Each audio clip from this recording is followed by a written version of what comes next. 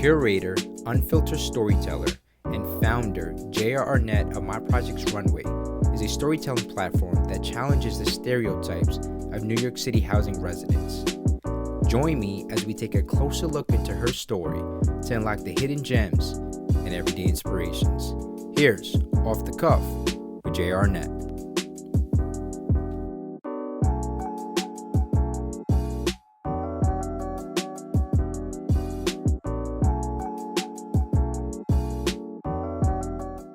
We're obviously here to talk a little bit more about My Projects Runway.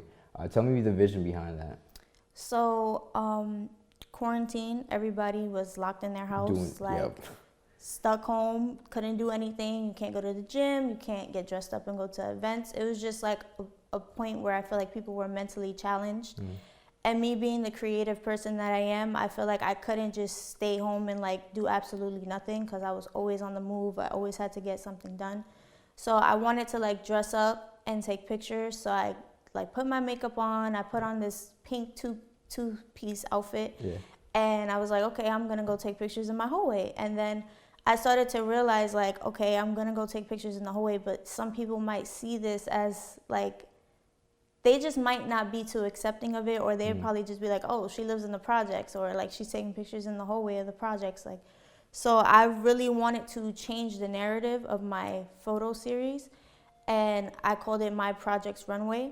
And I feel like it just took off from there, where I was like, okay, I want to make this into like a platform, because the feedback I got from it was like, wow, like I'm really inspired that you took photos in your hallway. I'm really inspired that you're owning this like part of who you are, because a lot of people are embarrassed to own this part.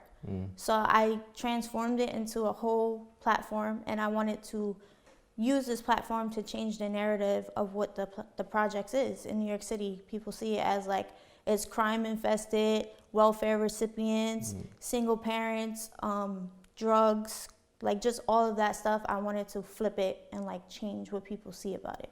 Absolutely, and I'm so glad that you did it. And when you talk about photo series, are you talking about your own individual Instagram profile? Yes, so I started the My Projects Runway series on my own Instagram. So it was just a series of different photos, and I was like in different outfits. And I had my little brother like take my camera and train him to like know what the angles are. I'm like, just fix this right here, redo this right here. And then I just edit the photos myself, and I went to my roof on my building and I took pictures up there. But I really wanted to like capture the different experiences that people have when you're in the projects, like your hallway, the elevator, which is one thing that like I feel has a lot of symbolism, because you could walk into an elevator and it'd be nasty with piss, and it just has a lot of nasty stuff going on, but that's people's lives. Like they have to walk into those buildings and have this experience because that's where they live. And I wanted to like flip that and have not people just think about those things, but the other things. Absolutely. And then going into these experiences and highlighting these moments, you mentioned that you got feedback from your friends and stuff to keep you going and stuff. When you first posted that first picture, what was going through your mind? I just wanted to post a like photo series. I was like, okay, like I look cute, we're in quarantine, we can't go nowhere, so like I'm gonna be in my hallway. But then I had like random people writing me like, oh my God, I'm really happy you posted this, because now I feel like I can go take pictures in my hallway and I have nowhere to go. And it just got deeper because I had, Phil. Phil.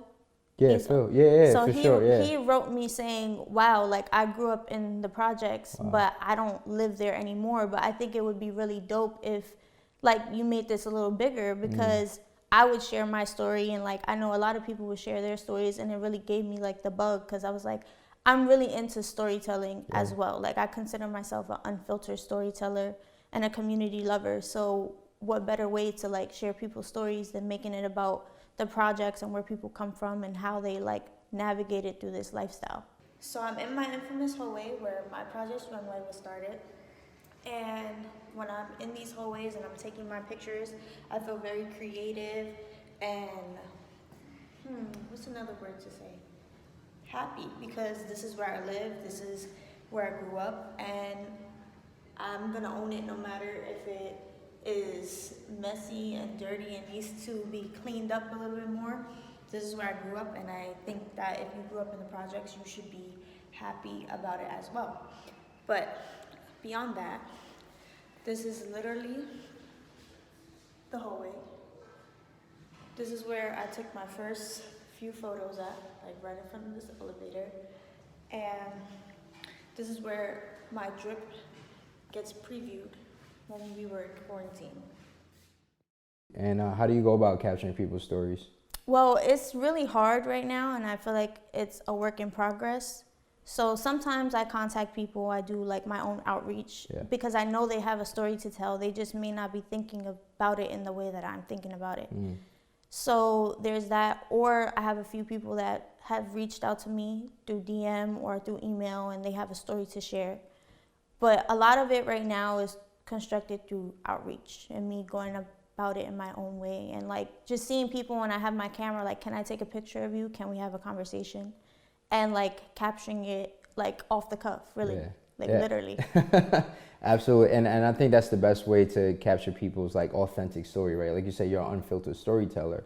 What about you is so important about storytelling? Well, I know that I have my own personal story, and like a lot of people won't know it by just looking at me and seeing how I am or like the things that I care about. You really have to like sit down and have a conversation with me to know like what my life is about or what I care about.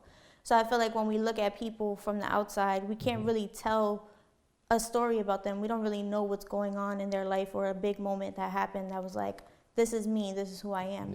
So I feel like me just having that contact and like getting that story is like really important to me, because people in the projects, especially like Black and brown people, we have a lot of issues that are like mainstream issues, but we don't really like dissect them. We don't really like talk about the real problems and why they are issues. And we have these things in society that are problems. So for me, it was like, I got to see these people, I want to talk to them, and I really want to know like something deeper about them that someone may have never asked them. Absolutely. And that to me is so powerful, because I think it's obviously why we're here today, right? To unlock your story and a lot of those things that people may not ever knew about you or My Projects Runway.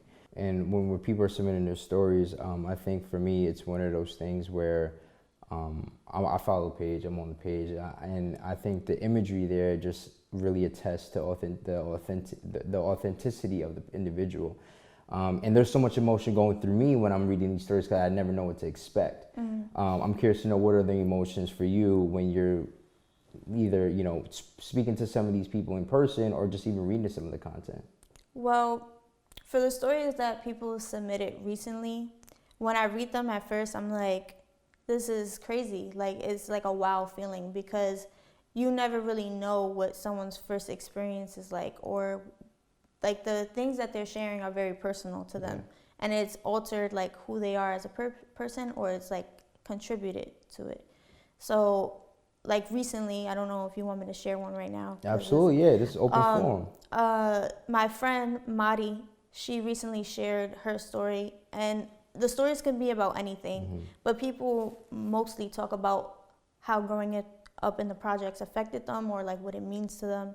So she had said she was in Brooklyn College around here, and she had walked with someone near her school, and the projects was right across the street, and the person was like, we shouldn't walk over there because of their own fear. And she was like, well, you should know, like, I'm from the projects, and you're only scared because of your own problems, not because the people in there are bad people. And it really made me feel like this is what people think about. Like when they see the projects, they want to rush through it, or they want to walk around it. And they don't really think about like what's actually happening. Like there's real people that live here, working people. So it just made me think like, this is a big deal. And I'm happy that she shared that, because it gives other people perspective that are following my page that don't come from the projects. Right. And from that experience, right, I'm sure you had a pivotal moment in your life where you came across something like that, maybe from an outsider, or, you know, even a friend. I'm curious to know, what that experience was that for you? Well, I've had multiple experiences that made me really think, and actually motivated me to make this platform, even when Phil told me like, you should make this a platform. Because I really had to sit and reflect on my own experiences. And like I said, I come from Afro Latinx household, but I also have a white father. So coming from a white father, my white family kind of isn't knowledgeable about the things and like the communities in New York City because they're from California. California lifestyle is totally different. And I had a family member, I think I was about 10, and the person had asked me, do you live in the brownstone building in New York City? And I said yes, not understanding what they were asking me as a kid, but it stuck with me my whole life because I realized later on she was asking if I lived in the projects in New York. And then my friend in my freshman year, who I don't associate with now, she came to my house for Thanksgiving, and I guess she lives in a house or whatever. She had came, and then when we went back to school after Thanksgiving, someone else came up to me like, oh, I heard you live in the projects. And I'm like, this person really went and said like, yo, this girl lives in the projects. So it just makes me think a little deeper, like people really sit and talk about people that live in the projects or come from the projects. It's just a weird thing. Wow, look at that. And I'm glad you're finally being able to discover some of these stories and really flip the narrative of the projects, of what the misconceptions and the stereotypes are, to be able to really push everybody's stories out there. I'm curious to know, what are some of your favorite stories right now? Well, I have two, and recently his name is Adam. He submitted his story, and he's a part of the LGBTQ plus community, and before he came out, he was scared. Like, people talked about his femininity. I don't know how to say that word correctly, but basically he's flamboyant and like he's out there. And when you come from the projects, that's not really accepted because you're around people that like want to be macho, they want to be gangsters, they want to be like strong and looked at as like this macho person on the outside. So he told his story about how like when he came out, he really got support from his community, and he's happy that he's able to be himself and be a community leader. So I feel like that's one of my favorite stories because My Projects Runway is all about owning who you are and where you come from and being accepted in your community as someone who's a part of the LGBTQ plus community is really like a powerful thing. Yeah. And I know like before he would walk around in his skirt, his heels, and like we would be like, yes, like you do that because that's who you are. And now he's just super happy to be who he is. Absolutely. Look at that. And you said there was another one? So I have this woman, her name is Esther. She's from TAF, which is a project in East Harlem. She turned 100 years old. I actually read about that one too, Yeah, she turned 100. And like when you look at the picture, if you saw the picture on Instagram, she does not look 100 years old. No, she doesn't. She looked like she'd be out and about. She does not look 100. And her niece wrote me and was like, my aunt is looking for a wheelchair. I'm not sure if you can like help me out in this situation, but this is her story and this is her photo. And I would really appreciate if you can help me find her a wheelchair. So we posted the photo, we posted the story, and like I had like over 100 shares on it. And I had this man wrote me, and he was like, hey, I'm going to post this, and I'm going to see what I can do. And he had like 32.5K followers. And he helped me get in contact with this woman who has her own company called Vita Hair Growth, which is like a Dominican-owned natural hair brand. And she's the one who got the wheelchair and gave her $200. Wow. So it was like my favorite story because this lady really needed the wheelchair. She's like an older woman who like has her home attendant and I think her son in the house with her, and they really needed a wheelchair. Wow. And we were able to make it happen. Look at that. And that's, to me, is such a blessing. And it's actually, I was going to mention, that's one of my favorite stories too. Looking at it, you kind of just see the cycle of the excitement, the celebration in between. And that's one thing that I wanted to highlight and kind of, pay homage to you for like being able to put it out there. And then immediately, I think it was like within a few days or maybe a week, you get a wheelchair and you make it happen. Yeah, it was like a week. There you go. And it was a beautiful thing. And then the community part, right? Because you're a big advocate for your community and you call yourself a community lover, right? Where does that ambition and hunger come from? I think it comes from growing up in the neighborhood that I grew up in. Knowing that like I got lucky. I got access to higher education. I went to the path to go to college. I became a first generation college graduate. I think that being able to be educated and like have knowledge on certain things that other people don't have knowledge on, it really inspires me because I want these people to know about the political system. I want these people to know about their rights, like when it comes to police brutality and all this stuff going on. I want them to understand that they have the power to take control of their life and the things that happen.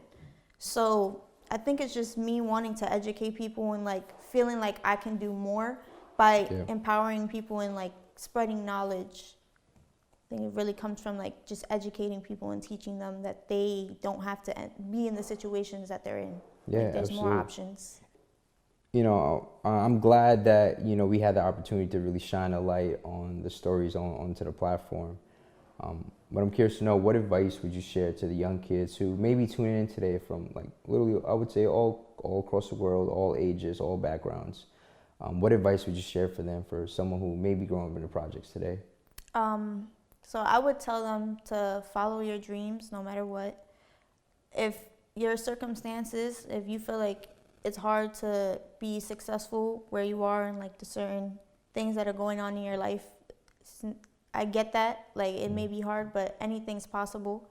And I say that because we just got our 2021 president and our vice president. Absolutely. And being that we have a black woman who is the first woman that's going to be near the Oval Office is very powerful. Huge. So I feel like just looking at that and seeing that and internalizing it, just so you can know that anything is possible at any point in time. I think that is really what I would want them to understand and get educated.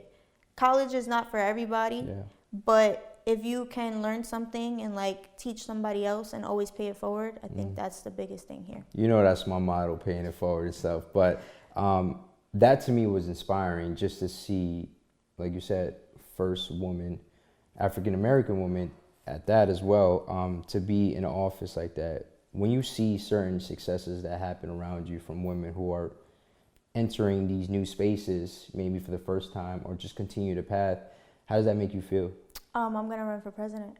Really? Let's do it. No, I don't know what I'm gonna do in the future, but yesterday made me feel like that was possible. Like just to see someone in the office that's a woman, it just made me feel like it was possible. So I can only imagine what like other little girls were seeing or feeling and other women who thought that it would never be possible. Yeah, and that to me is amazing. So, you know, continue shining, continue going on to the things there. But I'm gonna kind of wrap things up here from last couple of questions.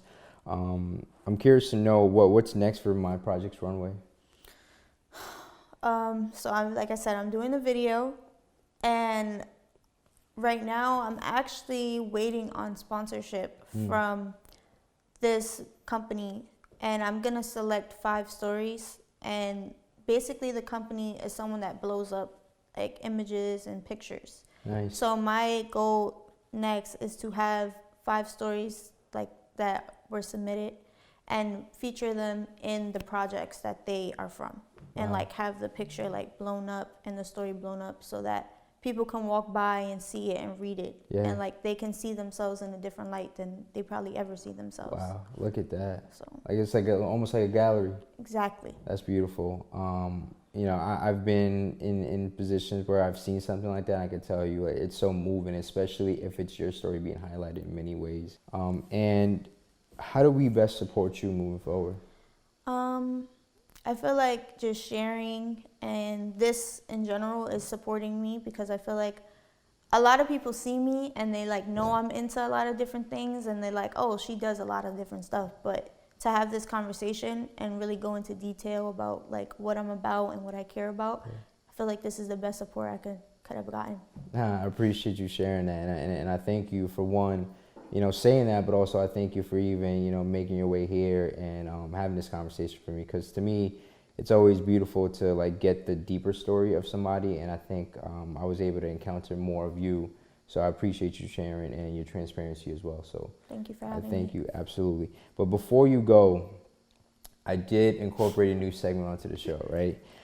It's a new segment, very, very new, only happening, well, from season 2 and beyond. and it's called Hidden Gems. Okay. So I'm going to ask you a variety of questions. Okay. All you have to do is answer as fast as you can in 30 seconds. Okay. Strictly off the cuff, whatever comes to mind. Ready? Are you ready? Mm-hmm. I bet. So I'm going to set my timer for 30 seconds. And we're going to make sure that we'll get through this in many instances. Cool. So 30 seconds on the clock. Ready? Mm-hmm. Favorite Air Jordan of all time? Air Jordan 1. Coffee or tea? Coffee. If you can get yourself anything, what would it be? A plane. What is your long dream job? To work at Nike. What store do you shop at the most? Nike. Favorite? What are you most grateful for? My family. Okay. Harlem Shake or Shake Shack? Shake Shack. Perfect. Cool. And red or blue? Red. Red. Okay. That's it.